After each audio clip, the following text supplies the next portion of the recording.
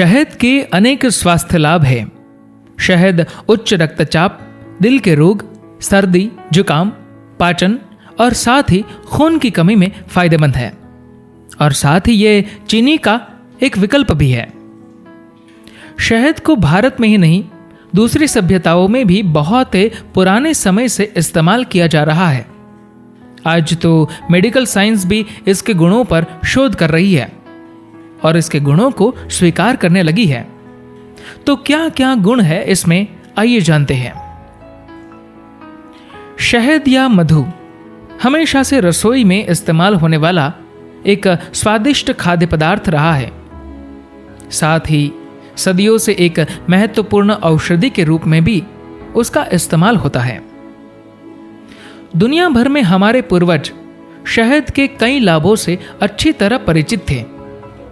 एक औषधि के रूप में उसका इस्तेमाल सबसे पहले सुमेरी मिट्टी के टैबलेटों में पाया गया है, जो करीब 4000 साल पुराने हैं।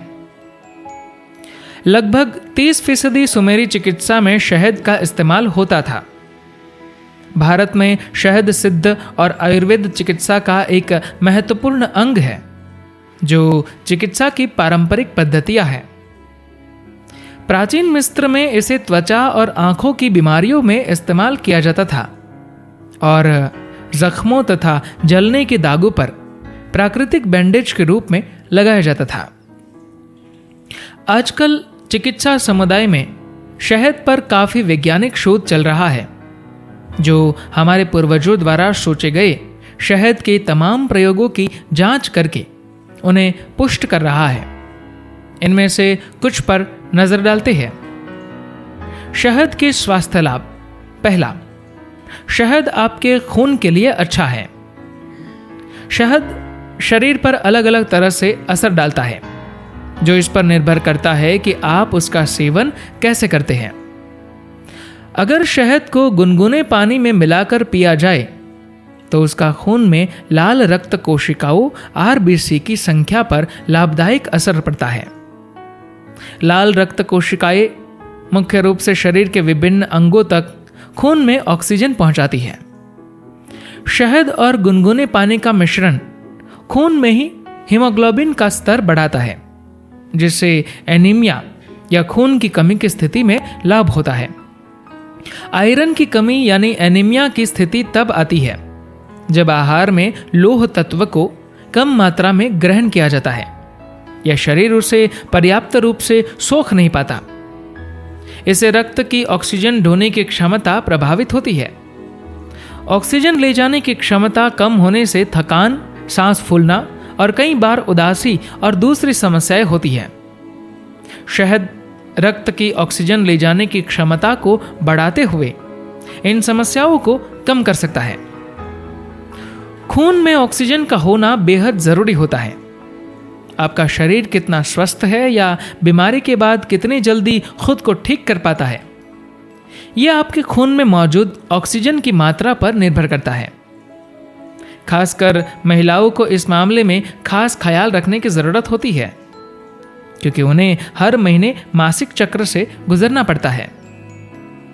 चूंकि हर महीने उनके शरीर से एक खास मात्रा में खून बाहर निकल जाता है, इसलिए एनीमिया की संभावना उनमें पुरुषों की अपेक्षा ज्यादा पाई जाती है। अगर मस्तिष्क को उचित मात्रा में खून नहीं मिलेगा तो शरीर और दिमाग को जैसा काम करना चाहिए वे वैसे नहीं कर पाएंगे। दूसरा, शहद रक्तचाप में फायदेमंद। शहद का नियमित सेवन सर्कुलेटरी सिस्टम और रक्त की केमिस्ट्री में संतुलन को पाने में न सिर्फ आपकी मदद करता है, बल्कि आपको ऊर्जावान और फुर्तीला भी बनाए रखता है। अगर आपको निम्न रक्तचाप की शिकायत है और अगर आप नीचे बैठे बैठे अचानक उठने की कोशिश करते हैं तो आपको चक्कर आ जाते हैं। निम्न रक्तचाप का मतलब दिमाग में ऑक्सीजन का कम मात्रा में पहुंचना है।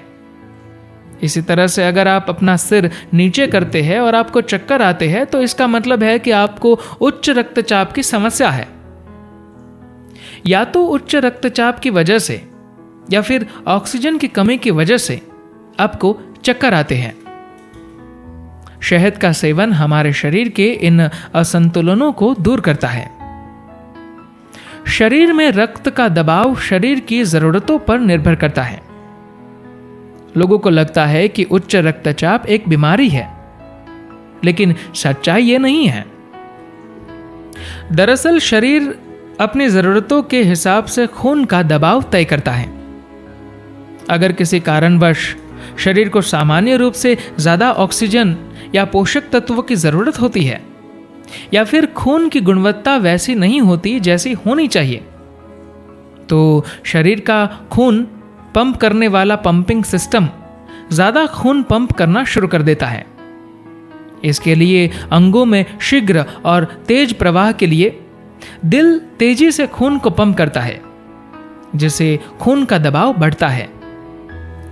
निम्न रक्तचाप के पीछे भी वजह होती है, जैसे शरीर को ही निम्न दबाव की जरूरत हो सकती है, या फिर जन्मजात वजहों से ही दिल इतना मजबूत नहीं होता कि वह शरीर की जरूरत के मुताबिक ज्यादा खून पंप कर पाए। यह भी हो सकता है कि शरीर के परिसंचरण तंत्र यानी सर्कुलेटरी सिस्टम में कोई दिक्कत हो, अथवा खून की रासायनिक संरचना के चलते ऐसा हो रहा हो। अक्सर एक साथ कई वजहों के चलते ऐसा होता है। ठीक इसी तरह उच्च रक्तचाप के कई परिणाम सामने आते हैं, लेकिन शुरू में तो उच्च रक्तचाप खुद ही एक परिणाम है। ये एक परिणाम है, कारण नहीं है। योग का नियमित अभ्यास करने वाले व शरीर को खास तरह की प्रक्रिया में ढालने वाले लोगों के लिए अपने सर्कुलेटरी सिस्टम और रक्त की केमिस्ट्री में संतुलन बनाए रखना बेहद जरूरी होता है। शहद का नियमित सेवन इस संतुलन को पाने में न सिर्फ आपकी मदद करता है, बल्कि आपको अपेक्षाकृत ऊर्जावान और फुर्तीला भी बनाए रखता है। तीसरा, कीमोथेरेपी में असरदायक। इसके भी कुछ प्रारंभिक प्रमाण है कि शहद कीमोथेरेपी के मरीजों में श्वेत रक्त कोशिकाओं WBC की संख्या को कम होने से रोक सकता है। एक छोटे प्रयोग में कीमोथेरेपी के दौरान कम WBC संख्या के जोखिम वाले 40% मरीजों में उपचार के तौर पर 2 चम्मच शहद पीने के बाद वह समस्या फिर से नहीं उभरी। चौथा, शहद चीनी से कम नुकसानदायक है। शरीर पर सफेद चीनी के हानिकारक प्रभावों के बारे में बहुत कुछ कहा गया है।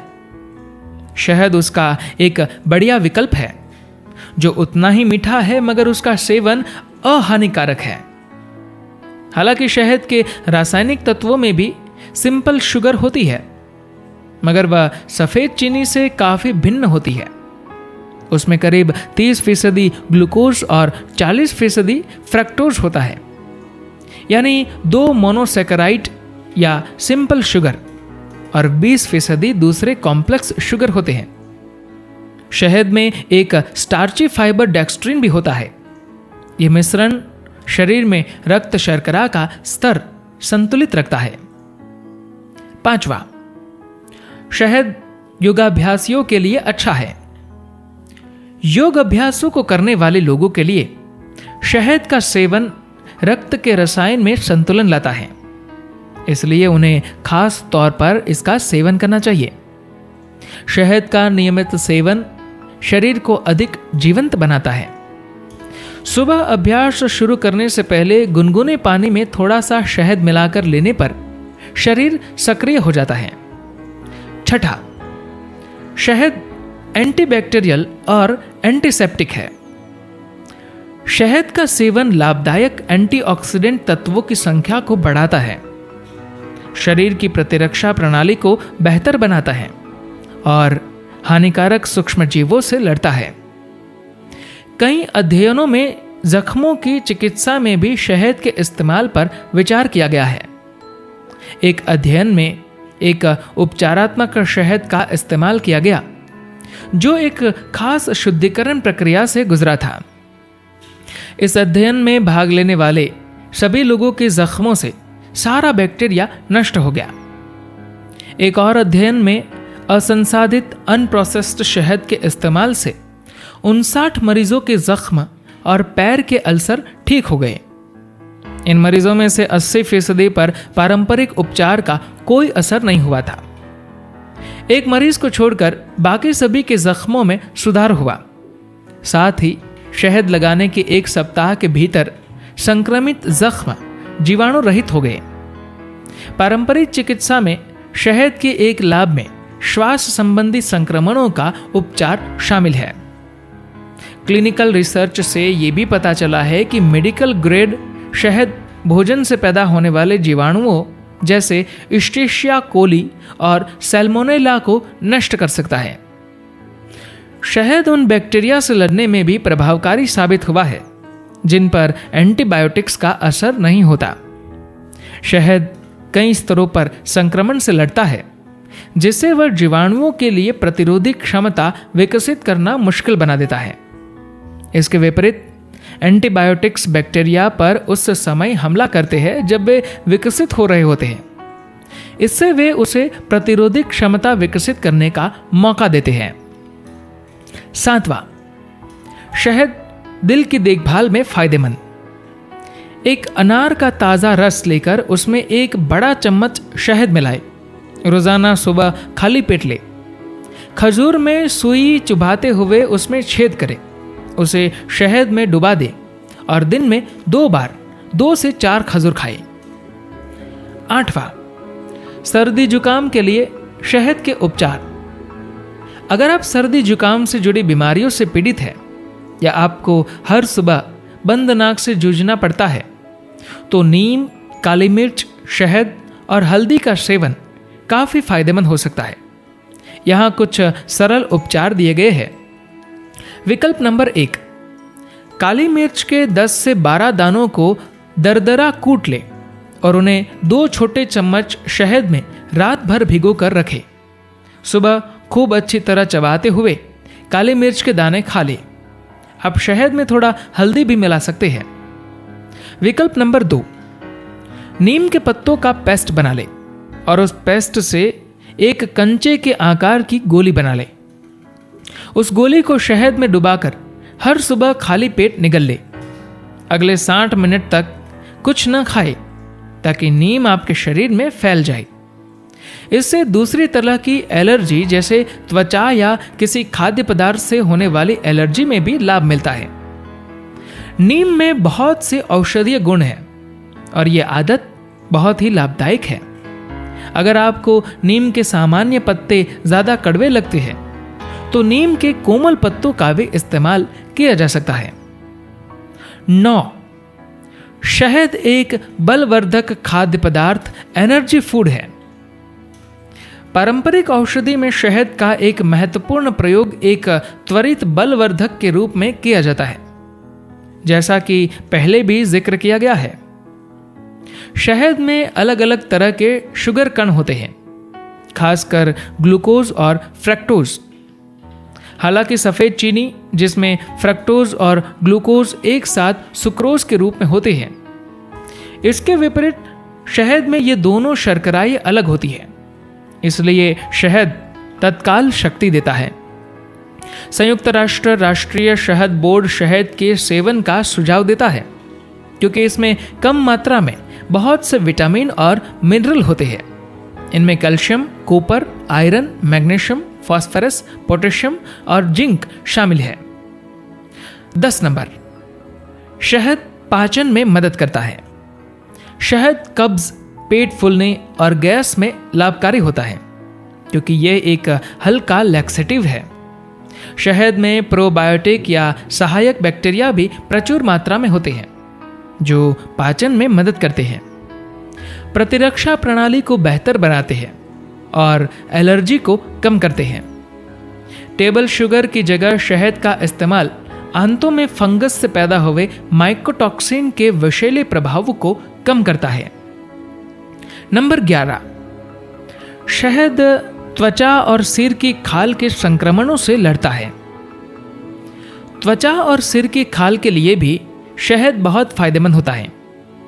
30 मरीजों पर किए गए एक छोटे स्तर के अध्ययन जिसमें सेबोरिक डार्माटाइटिस और रूसी के उपचार पर शहद के प्रभाव की जांच की गई थी।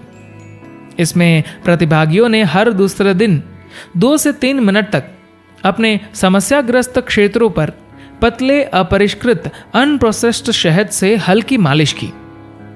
शहद को 3 घंटे तक छोड़ दिया गया, फिर गुनगुने पानी से धो दिया गया। सभी मरीजों को इस उपचार से लाभ दिखा। 1 सप्ताह के भीतर खारिश में राहत मिली और स्केलिंग गायब हो गई। 2 सप्ताह में जख्म गायब हो गए। मरीजों के बाल गिरने की समस्या में भी सुधार आया। इसके अलावा जिन मरीजों ने सप्ताह में 1 बार शहद लगाते हुए 6 माह तक उपचार जारी रखा, उन्हें यह समस्या दोबारा नहीं हुई। नंबर 12, शहद बच्चों को गहरी नींद सोने में मदद करता है। कई अध्ययनों के शुरुआती नतीजे दर्शाते हैं कि शहद से बच्चों की नींद गहरी हो सकती है। माता पिता की राय पर आधारित इस अध्ययन में निष्कर्ष निकाला गया कि शहद से रात के समय बच्चों में खांसी कम हुई और उन्हें अधिक गहरी नींद सोने में मदद मिली। ध्यान में रखने लायक बातें। जो शहद गहरे रंग का होता है उसमें ज्यादा एंटीऑक्सीडेंट होते हैं। शहद खराब नहीं होता और उसे ठीक से बंद करके रखने पर लंबे समय तक रखा जा सकता है। पुरातत्व विज्ञानियों को मिस्र के प्राचीन शहर थेब्स में फेरो की कब्रों में और तुतनखामन की कब्र में शहद के सीलबंद जार मिले हैं। ये पता नहीं चला है कि पुरातत्व विज्ञानियों ने उस शहद का क्या किया। 1 साल से कम उम्र के शिशुओं को शहद नहीं दिया जाना चाहिए क्योंकि उसमें बोटुलिज्म बैक्टीरिया के जीवाणु हो सकते हैं, जिसकी वजह से शिशु बीमार हो सकता है। ये जीवाणु धूल और मिट्टी में पाए जाते हैं जो शहद में जा सकते हैं। शिशु का शरीर इस तरह के संक्रमण से अपना बचाव करने के लिए तैयार नहीं होता है। एक और ध्यान रखने वाली बात है कि मधुमेह के मामले में शहद सफेद चीनी से बहुत अलग नहीं है। दोनों ही रक्त शर्करा का स्तर बढ़ाते हैं और मधुमेह के रोगियों को दोनों में उतना ही ध्यान रखना चाहिए।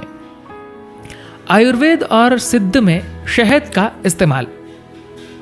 शायद किसी ने शहद के लाभों को इतनी गहराई में नहीं खोजा है जितना कि भारतीयों ने। शहद मानव जाति के लिए प्रकृति का उपहार माना गया और उसे हर रसोई घर का एक अनिवार्य अंग समझा गया। 12 महीने से ज्यादा उम्र के किसी भी व्यक्ति के लिए उसे आहार का एक अहम हिस्सा माना गया।